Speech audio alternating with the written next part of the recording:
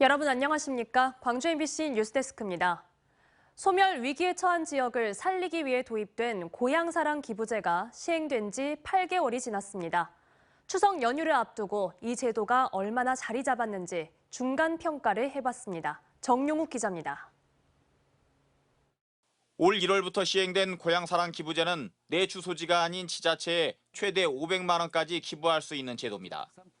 정작 내가 사는 지역에는 기부할 수 없습니다. 주민등록상 여기 내가 살고 있는 지역은 안 되지 않습니까? 네.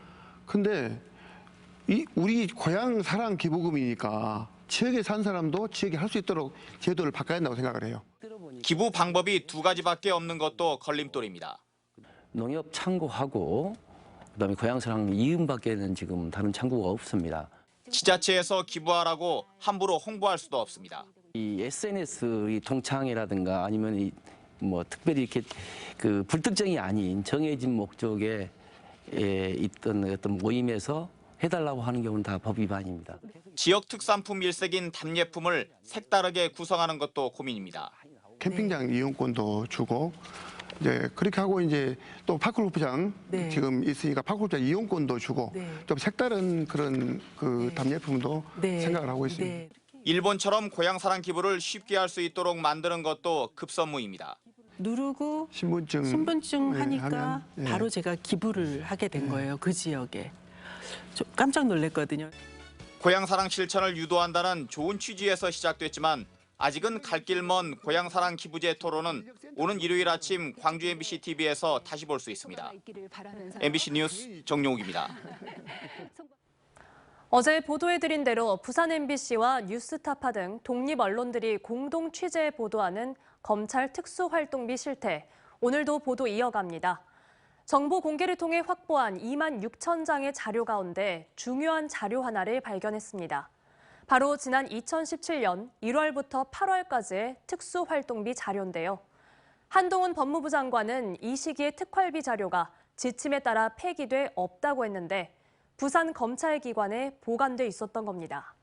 이 시기에 자료가 있다 없다 여부가 논란이 된 이유는 이영렬 서울지검장의 이른바 돈봉투 만찬 사건이 터진 때와 맞물리기 때문입니다. 부산문화방송 류재민 기자가 취재했습니다. 지난 6월 공개된 대검찰청의 특수활동비 내역입니다. 2017년 1월부터 6년여간의 집행 내역 가운데 2017년 1월부터 4월까지 특수활동비 자료가 감쪽같이 사라졌습니다. 5월부터 8월까지는 일부만 남아 있습니다. 법무부 장관은 지침에 따라 폐기했다고 했습니다. 폐기 문제는 이게 2017년 한 9월까지 얘기인데요. 그때까지는 기준이 두 달마다 자체 폐기하는 그 기준이 있었거든요. 공공기록물 관리법상 정부 예산 자료의 보존 연한은 5년. 법무부 장관이 말한 지침이 사실이라면 현행법 위반입니다. 법무부와 국회가 이 기간 특활비 자료를 놓고 대립한 이유는 이른바 돈봉투 만찬 사건이 터진 시기와 맞물리기 때문입니다.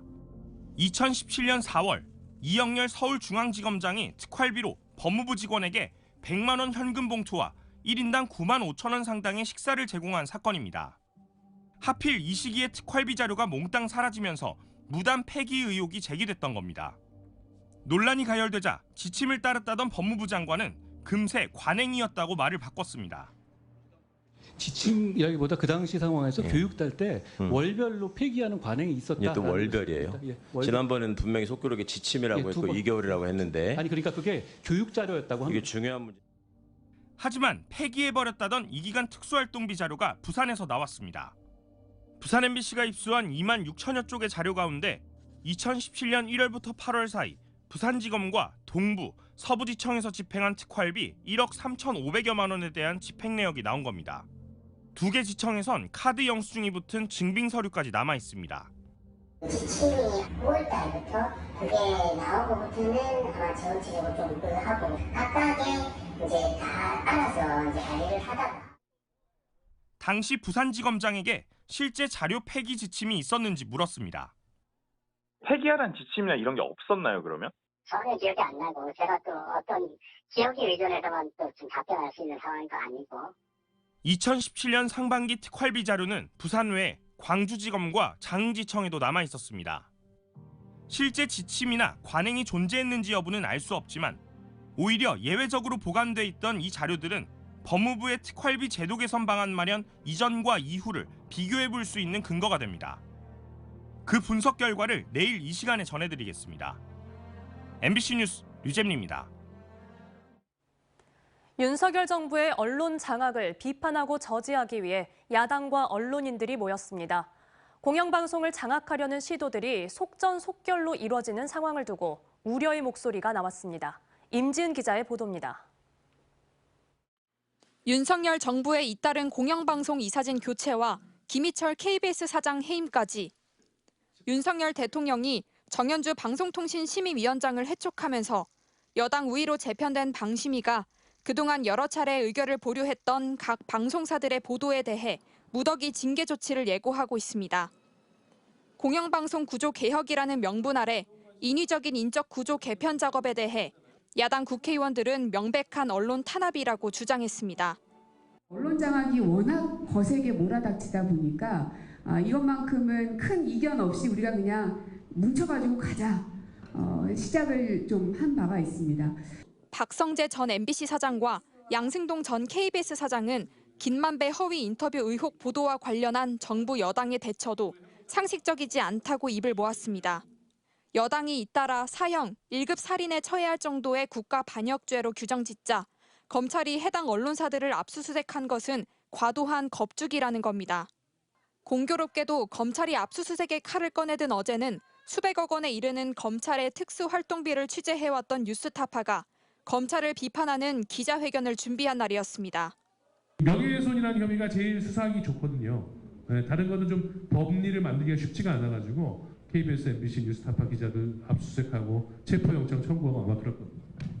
KBS 수신료 분리징수도 무리하게 졸속으로 추진됐다는 비판이 나옵니다.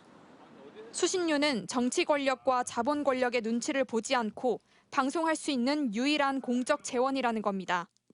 공영방송 구조의 개혁이 아닌 개악이라는 우려의 목소리가 나오는 이유입니다. 그 재원이 일단 기본적으로 받쳐주고 있기 때문에 기업이라든지 또 뭐 정치 권력이라든지 눈치 안 보고 사실은 할 수 있는 그 원동력이 사실은 거기서 나옵니다. 윤석열 정권의 언론 장악 실태를 저지하기 위해 꾸려진 야사당 공동대책위는 제주와 광주에 이어 부산과 서울에서도 토크 콘서트를 열 계획입니다. MBC 뉴스 임지은입니다. 정부가 일본 피고 기업이 지급해야 할 강제동원 배상금과 관련해 제3자 변제 방식으로 법원에 제기하려던 공탁이 12건 모두 기각 처분을 받았습니다. 일제 강제동원 시민 모임에 따르면 창원지방법원 마산지원은 지난 12일 정부가 고 박혜옥 할머니의 유족 임모 씨의 채권과 관련해 신청한 공탁이 불수리된 것에 반발해 제기한 이의 신청을 기각했습니다. 창원지법 마산지원의 기각 결정을 마지막으로 정부가 공탁 불수리 처분에 반발해 법원에 제기한 이의 신청 12건 모두 법원으로부터 퇴짜를 맞았습니다.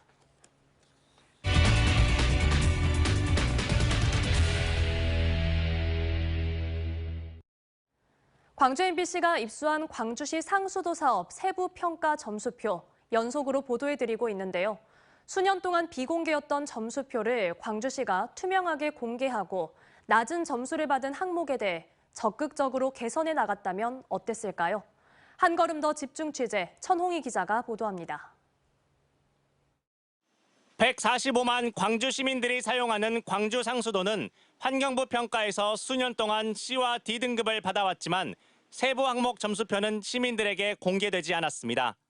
세부 내역을 알려달라는 취재진의 요청에 영산강유역환경청과 광주시는 알려줄 수 없다고 말했고 9개월 동안의 정보공개 청구와 행정심판을 거친 끝에 시민들에게 공개될 수 있었습니다. 중앙행정심판위원회는 공개되더라도 공정한 업무 수행에 지장을 줄 수 있다고 보기 어렵고 오히려 낮은 점수를 받은 지자체 주민들의 개선 요구와 감시 활동으로 수도사업 업무 품질이 향상될 수 있다며 정보공개 거부 처분을 취소하는 결정을 내렸습니다.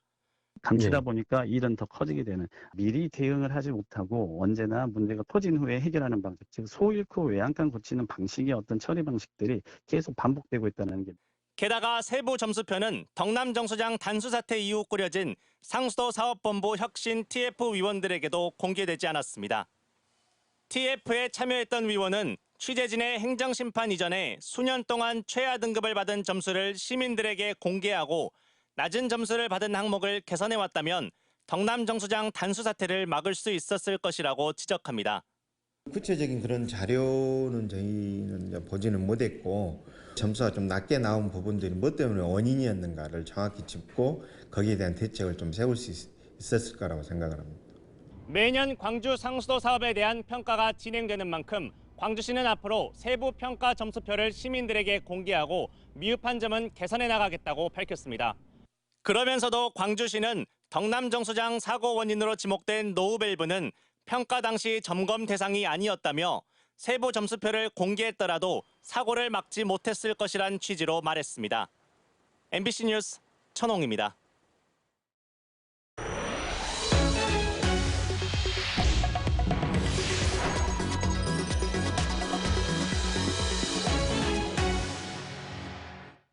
전남 영암의 한 주택에서 일가족 5명이 숨진 채 발견돼 경찰이 수사에 나섰습니다.